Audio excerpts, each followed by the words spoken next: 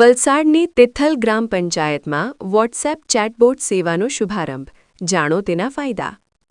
વલસાડના તિથલ ગામમાં ડિજિટલ ભારત માટેના માર્ગમાં વધુ એક ચરણ આગળ વધતું નજરે પડે છે અને આ કાર્યક્રમ એ દર્શાવે છે કે ગુજરાત સમગ્ર દેશના માટે આકર્ષક મોડેલ બની રહ્યું છે. ત્યારે વલસાડના BAPS સ્વામિનારાયણ મંદિર ખાતે વોટ્સએપ ચેટબોટ સેવાનો શુભારંભ. ગ્રામ્ય પ્રદેશમાં ઈ-ગવર્નન્સ અને ડિજિટલ ભારતની નવીન પહેલ. વિશ્વવિખ્યાત BAPS સ્વામિનારાયણ મંદિર તિથલ ખાતે ગુજરાતમાં સૌ પ્રથમવાર વોટ્સએપ ચેટબોટ સેવાનો પ્રારંભ કરાયો. આ સર્વિસ ગુજરાતના ગ્રામ્ય વિસ્તારોમાં ઈ-ગવર્નન્સ અને ડિજિટલ ભારતની સંકલ્પનાને સાકાર કરવા માટે એક મહત્વની પહેલ છે. આ શુભારંભ કાર્યક્રમ આ પ્રસંગે વલસાડ જિલ્લાના વિકાસ અધિકારી અતિરાગ ચપલોત, વલસાડ BAPS સ્વામિનારાયણ મંદિરના મહંત કોઠારી સ્વામી અને વલસાડ તાલુકાની વિવિધ ગ્રામ પંચાયતોના સરપંચો મોટી સંખ્યામાં ઉપસ્થિત રહ્યા. આ કાર્યક્રમના ભાગરૂપે વોટ્સએપ ચેટબોટ સેવા દ્વારા ગ્રામ્ય નાગરિકોને સરકારની વિવિધ યોજનાઓ, સેવા અને માહિતી સરળતાથી ઉપલબ્ધ કરાવવામાં આવશે, જેમાં યોજન અને ફાયદા. વિશ્વમાં ડિજિટલ સેવાઓનો ઉપયોગ વધતી જવા સાથે વોટ્સએપ ચેટબોટ સેવા દ્વારા ગ્રામ્ય વિસ્તારના નાગરિકો ટેલિકોમની નવી ટેકનોલોજીનો લાભ લઈ શકશે. આ સેવામાં નાગરિકો કોઈપણ પ્રશ્ન, ફરિયાદ અથવા માહિતી માટે ચેટબોટનો ઉપયોગ કરી શકશે, જે સીધો ઉત્તર આપશે. આ સેવા લોકોને ઓનલાઈન પેમેન્ટ, ફોર્મ ભરવું, વિવિધ માહિતી મેળવવી તેમજ અન્ય શાસન કાર્યોથી જોડાવા માટે સરળતા પૂરી પાડશે.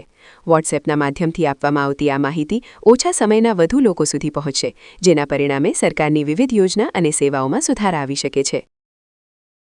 હાલ જિલ્લામાં સૌપ્રથમ પંચાયત અમારી ડિજિટલ થવા જઈ રહી છે અને સૌને ઘર બેઠા સુવિધા મળે એના અમારા લગભગ 1.5-2 મહિનાથી મારા પ્રયત્ન ચાલુ હતા અને અમને ખૂબ જ મોટી સફળતા મળી છે અને અમે આજે આ વોટ્સઅપ ચેટબોટનું અમે નિર્માણ કરી શક્યા છીએ. તો અમારા પ્રયત્ન એવા છે કે મારા ગામના જે લોકો છે એ ઘણા બધા લોકો બોમ્બે છે, સુરત છે, બધા આઉટ સ્ટેટમાં રહેતા હોય છે. તો એમને વેરા વસૂલાત માટે પંચાયતને પણ તકલીફ પડતી હોય અને એમને પણ અહીં અવારનવાર આવવાનું થતું હોય તો વેરા ભરવામાં ખૂબ જ મુશ્કેલી થતી હોય છે. તો અમે નક્કી કરીને કે ચાલો આવી રીતનું કંઈક આપણે એક એપ બનાવી દઈએ જેથી કરીને ઘર બેઠા ત્યાં ઓફિસ વર્ક કરતા હોય ત્યાંથી પણ આ લોકો વેરો ભરી શકે અને અમે આજે આમાં સફળતા મેળવી છે અને મારી એવી ઈચ્છા છે કે જેટલીઓ પંચાયત છે આપણા ગુજરાતની એ બધી જ પંચાયતો આવી રીતના ડિજિટલ થાય અને આ બધા જ લોકો ઘર બેઠા સુવિધા મળે એ અમારા એમને વિનંતી છે. બીજી કઈ સુવિધાઓ આમાં આપવામાં આવે છે? આમાં વેરા, ઘરવેરા, મહેસૂલ અને અનેક એવા દાખલાઓ જે આપણે જેવું પણ આપણે મેનુ ઓપન કરવાથી એમાં બધી જ ડિટેલો આવી જાય છે અને આ જે પણ દાખલાનું આપણને ફોર્મ જોઈતું હોય તો એ ફોર્મ પણ આપણે મોબાઈલથી જ આપણે એ કરી શકીએ છીએ, જેથી કરીને આપણને પંચાયત પર કે વારે ઘડી સમય બગાડવાનો નથી રહેતો અને તાત્કાલિક એક જ ફેરામાં આપણે આ કામને પૂરું કરી શકાય છે. જાણીએ છીએ બધા હિન્દુ નવર્ષ આજે શરૂ થાય છે એના નિમિત્તે તિથલ ગ્રામ પંચાયત પોતે એક ઇનિશિયેટિવ લઈને વોટ્સએપ ચેટબોટ સેવાની શરૂઆત કરી છે.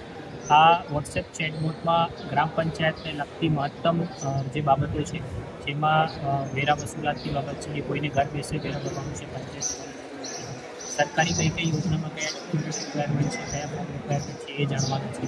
પછી કંઈ ફરિયાદ પોતાના ફળિયામાં કે ઘરના બહાર કંઈ પંચાયતને લઈને કંઈ સુવિધાઓ માટે છે એ કરવાની છે. આની સાથે સાથે ઘણી બધી ઉમેરવામાં આવી છે.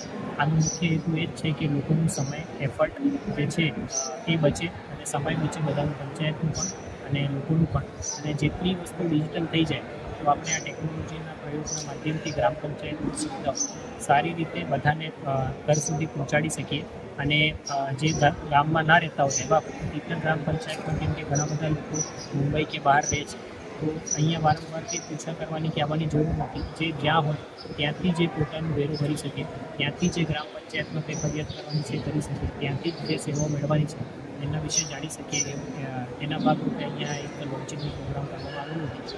એમાં જે ગામના આપણે તિથલ સાથે સાથે લગભગ 100થી વધારે ગામોના સરપંચ તરીકે જે ગામોમાં આવી જ પરિસ્થિતિ છે કે ઘણા બધા લોકો બહાર પણ રહેતા હોય છે કે પછી ગામ એટલું મોટું છે કે ત્યાં ડિજિટલ કરવાથી ઘણું બધું લોકોનો સમય અને આપણું પૈસાની બચત થશે સરકારી નાણાંની. તો આ લોકોને પણ બોલાવીને અહીંયા પ્રેરણા આપવામાં આવી હતી.